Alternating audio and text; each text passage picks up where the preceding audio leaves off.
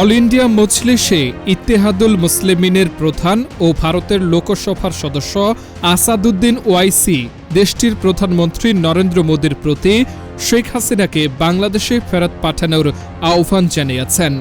সম্প্রতি এক জনসভায় তিনি এই আহ্বান জানান। ওয়াইসি বলেন, দিল্লিতে নরেন্দ্র মোদীর যে বোন বসে আছে তাকে বাংলাদেশে পৌঁছে দেয়া হোক।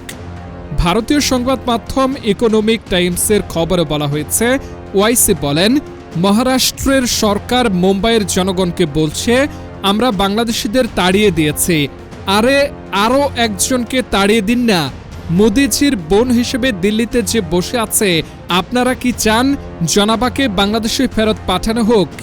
এ সময় সমাবেশে উপস্থিত জনতা হর্ষধ্বনিতে তার প্রতি সমর্থন জানান। তিনি বলেন, যদি এটা চান তাহলে সবাই স্লোগান দিন, নারায়ে তাকবীর।